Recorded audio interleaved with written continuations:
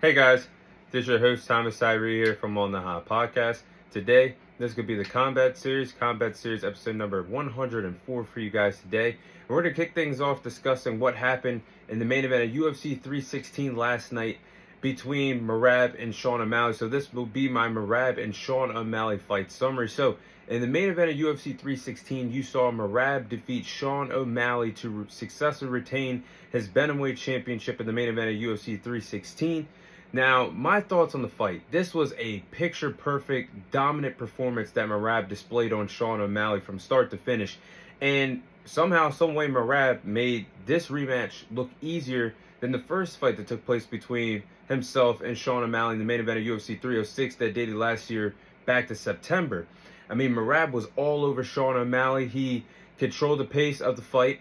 He won the counter-punching battle against someone that is known for his knockout power in Sean O'Malley. He landed more significant strikes than Sean O'Malley. His footwork was on full display. His cardiovascular endurance just continues to impress me every single time Merab steps foot in the octagon. And what did he do? He took a play out of his playbook from last time these two respective fighters fought in the octagon with the takedowns and the ground control. And Sean O'Malley got forced to submit in the third round in this fight alone. And before the stoppage, I had Merab up 2-0 before the final 30 to 15 seconds of the third round, before Merab put Sean O'Malley into a submission hold on the ground and forced him to submit. But Merab, guys, I hate to be the guy to say it, but it's not impossible to think he's one of the greatest bantamweight fighters of all time, because when you look at it, he's on a 13-fight UFC winning streak that's tied for the fourth longest in UFC history. And he's defeated some all-time greats in the bantamweight division. Defeated Sean O'Malley twice,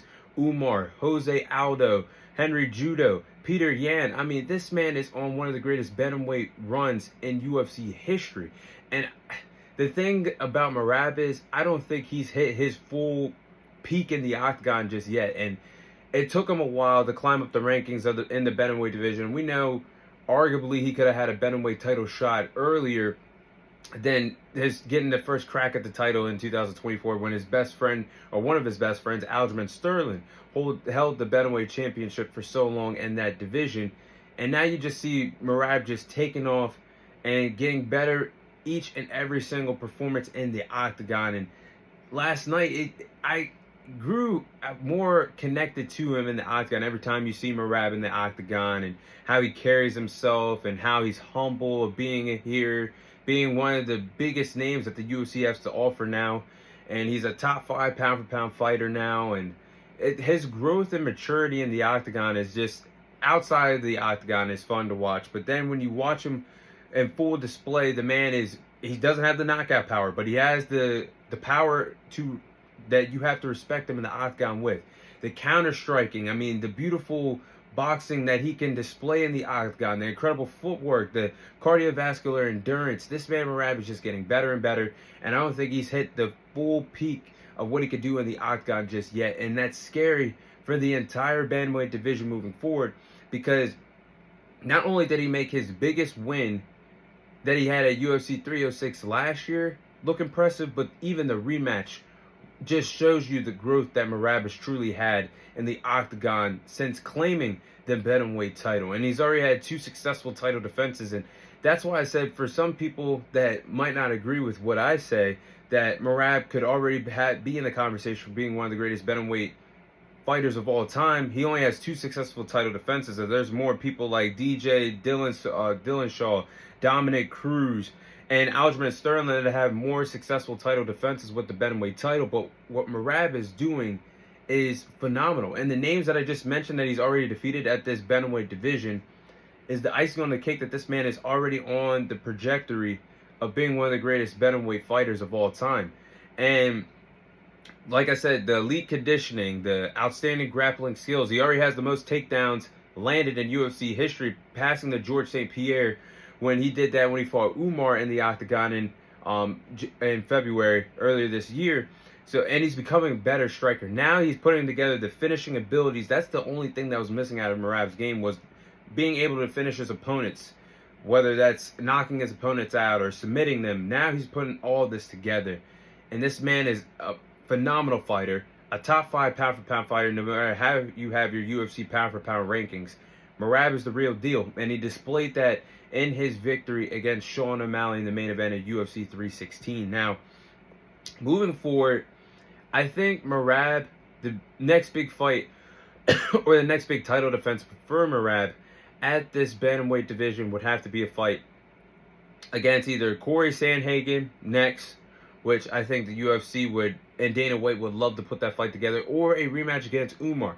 And that fight between Merab and Umar was probably one of the highly contested, high-level fights that we've seen at the bantamweight division and bantamweight division history, based off of what type of styles both Merab and Umar brought to the table that night. And it was neck and neck until Merab pulled away in the championship rounds. And Umar, being the cousin of the great Khabib, Umar at the time did not have that championship experience. So rounds 4 and 5, and a really tightly contested fight, you've seen the champion pull away due to his championship experience and being in those rounds 4 and 5 and knowing how to change the game plan up or make the adjustments needed to wow the judges to get that decision victory. And that's what he did when he fought Umar the first time around. I think the rematch would be great. Maybe Umar needs to win another highly contested bantamweight fight before he gets the title fight. Maybe that's why they set up Merab and Corey Sandhagen maybe by the end of 2025 or early 2026. But I think that's the direction that the UFC and the bantamweight division will go in. Meanwhile, for Sean O'Malley, what's next for him? I think he would have to move up to the featherweight division at this point. I just think that Sean O'Malley has met his match, and when a fighter has your number in combat sports, that's it. You can't get the advantage over him. We've seen it twice that Sean O'Malley has been squashed, dominated, and basically has no way of defeating Merab unless it'll be a lucky KO shot. There's nobody else that Sean O'Malley would necessarily have to fight at the bantamweight division if he's not getting title shots. So that's why I think a move up to 144, 145 at the featherweight division would be best for him. I think his trajectory of getting a title shot would be much quicker because there's not that really notable names there right now except Alexander Volkanovski or Diego Lopez, a few other names that's there right now. But his trajectory to get a title shot and to possibly take over that division seems more likely than him ever becoming bantamweight champion again at this division, as long as Merab is the champion there. Plus, we could revisit. I would actually be on the table. I would say this fight should be on the table. If Sean O'Malley moves up to the featherweight division, we revisit that fight between him and Aljamain Sterling. I think that would be a great way to get Sean O'Malley back into the mix as a true contender at a new division, fighting the guy that Aljamain Sterling that had a hard time cutting weight to 135 when they fought nearly 2 summers ago. And Sean O'Malley defeated Aljamain Sterling by knockout to become the bantamweight champion. I think that's a big fight. And Aljamain Sterling even said that, and I'm not making excuses for him, but he even said if he was 100% in that fight could have went a different direction. I think that's a good fight for Sean O'Malley to test what he could still bring to the table, fighting somebody that he's already knocked out in the past in Aljamain Sterling. But then again, UFC might want Sean O'Malley to have a different opponent for quite some time that's not a grappler, that can strike just like he likes to strike and throw hands and keep the fight standing. So we'll see what happens between those two respective fighters. But before I close out the segment, that will be the end of the Merab and Sean O'Malley fight summary. But I would also like to throw in my quick thoughts on the other bantamweight championship fight that we saw last night in the co-main event of UFC 316, and that was between Juliana Pena and Kayla Harrison. And it was Kayla Harrison that defeated Juliana Pena to become the new bantamweight champion in the co-main event of UFC 316 in the women's division. But my thoughts on that fight: Kayla Harrison dominated from start to finish. The fight only lasted 2 rounds, but Kayla Harrison was dominant, had her foot on the gas pedal from start to finish, and she ended up submitting Juliana Pena in the second round to take the bantamweight championship away from Juliana Pena, which she dominated Juliana Pena with relentless pressure, landing the takedowns, earning the second round submission victory with an impressive Kimura lock. I think that was a Kimura lock. I might be wrong on that, but just the way how the arm hyperextended and the elbow was locked in like that, I just thought that was a Kimura submission. So if I'm wrong about that, I apologize. But Kayla Harrison I'm surprised she even cut down to the bantamweight, to the weight cut of 135 once again. I mean, this woman is pretty huge for 135.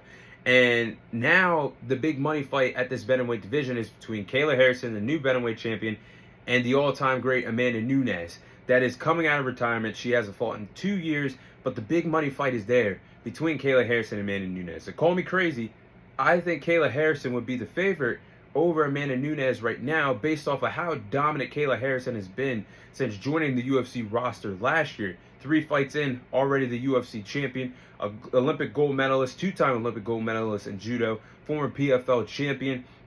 This woman is no scrub in the octagon. And then Amanda Nunes is one of the greatest of all time, simultaneously holding 2 titles, the first ever double champion in women's UFC history. I just think, based off of inactivity, that Amanda Nunes has been out for 2 years, and how dominant Kayla Harrison has looked since joining the UFC roster last year, with some impressive victories, getting 2 out of 3 stoppage victories against some really good opponents in Holly Holm and Juliana Pena. And that also makes me think that Amanda Nunes, she did defeat Juliana Pena in the rematch, but remember, Juliana Pena finished off Amanda Nunes in the first fight. Then the second fight, Amanda Nunes couldn't finish off Juliana Pena, but she won the fight by decision. So that makes me think both of these fighters have fought the same exact competitor. And look how dominant Kayla Harrison looked compared to the 2 times that Amanda Nunes fought Juliana Pena. So I would have Kayla Harrison as the favorite, but anything can happen when you talk about the greatest woman in UFC history making a return to Amanda Nunes. But I can't wait till we see that fight in the second half of 2025 or early 2020. I think that fight happens by the end of 2025, or will happen by early 2026. But that is my overall fight summaries on the fights that took place last night in the co-main event of UFC and the main event of UFC 316.